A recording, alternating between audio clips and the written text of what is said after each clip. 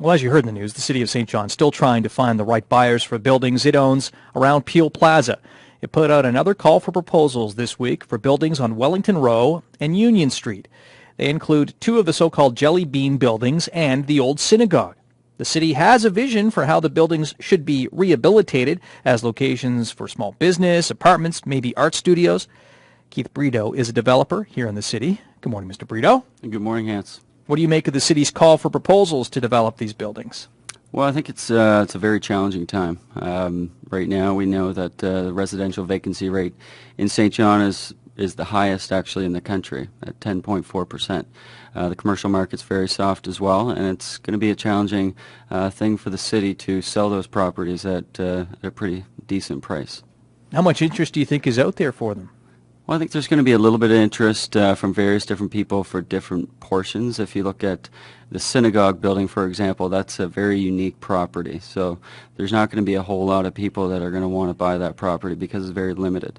So it's going to take a unique type of buyer to buy that property. And if you look at the Jellybean buildings, those two buildings, they're also a little bit unique, and they're going to take a lot of investment. And in this climate, for somebody to buy those properties as is and then invest, maybe $100,000 or $200,000, is not going to be easy, especially when we're at the highest vacancy rate in the country. So there's going to be a few people interested, I'm sure, because I think it's a good time to be buying real estate in terms of what kind of deals you can find in the market. But at the same time, it's a risky time to buy at the same time. The price is going to have to be right for those buildings for developers.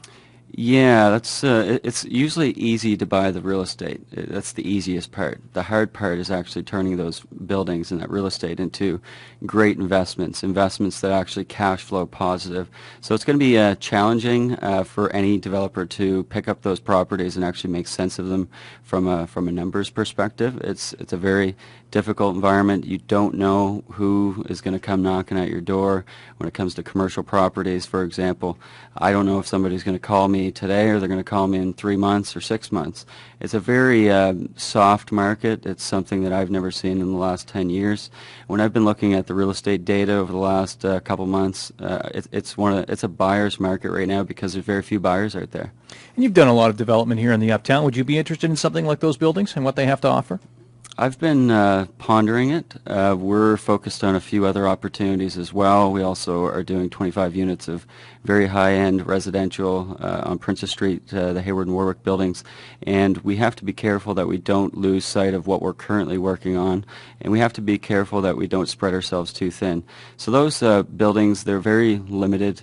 It is a complicated site of real estate because you also have a couple other parties that own properties in the middle of the Jellybean buildings between the other two that the city own on Union Street.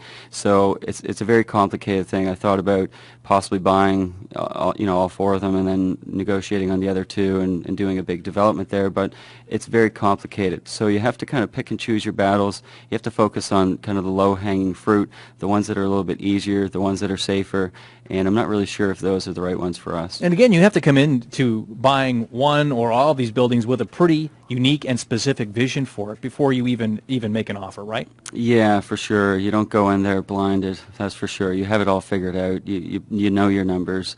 I don't think it's that complicated to take those Jellybean properties and bring them back to life. It's just a matter of making the numbers work.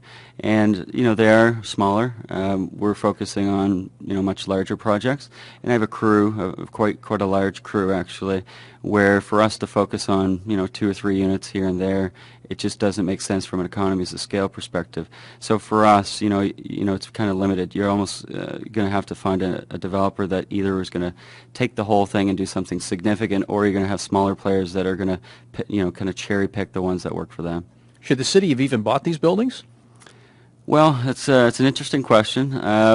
Back in 2008, when everything was happening, it kind of made sense. Irving was planning on doing a second refinery, Point the Pro. Number 2 was being discussed. that was actually the time that I started investing heavily into commercial real estate in Uptown St. John. So it made sense back then. Unfortunately, with all the money that the city invested in Peel Plaza, people started to question whether or not that was the greatest place to put our money. And people wanted obviously a good water supply and nice clean drinking water. And I think there was a little bit of a backlash in the middle of the city trying to acquire a lot of real estate there. My understanding is that the city had intentions to totally help revamp that area of Union Street, north of Union. And, they got so far along, the market actually changed. The global recession hit.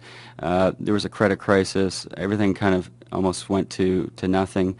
That's when the Canadian dollar dropped and, our commodities dropped.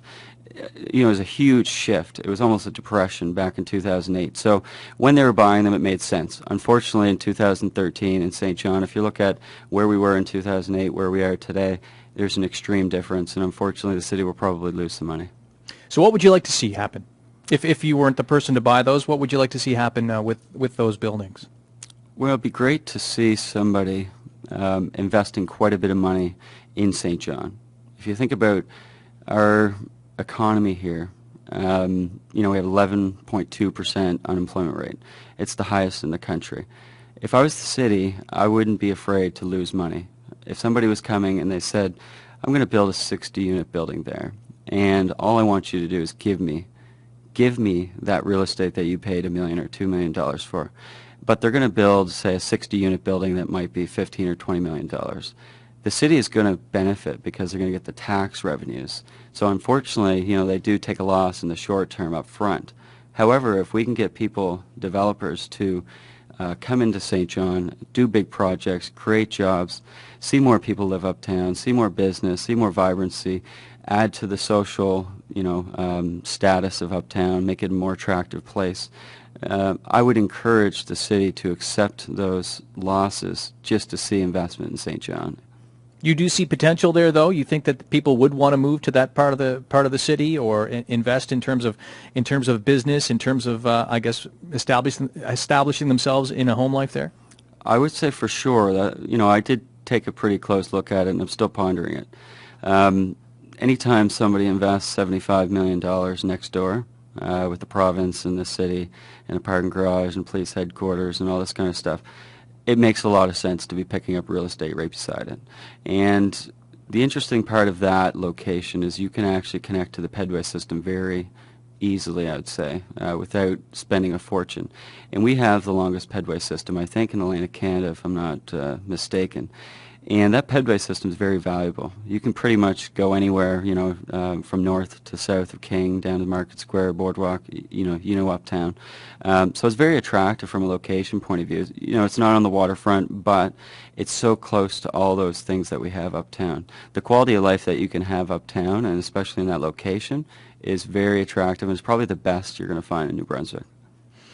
Well, we'll see if anyone else is interested in those buildings in the coming weeks. Yeah, I hope they are. Keith Brito, thanks for coming in. You're very welcome, Hans. Keith Brito is the Vice President and co-founder of Historica Developments in St. John.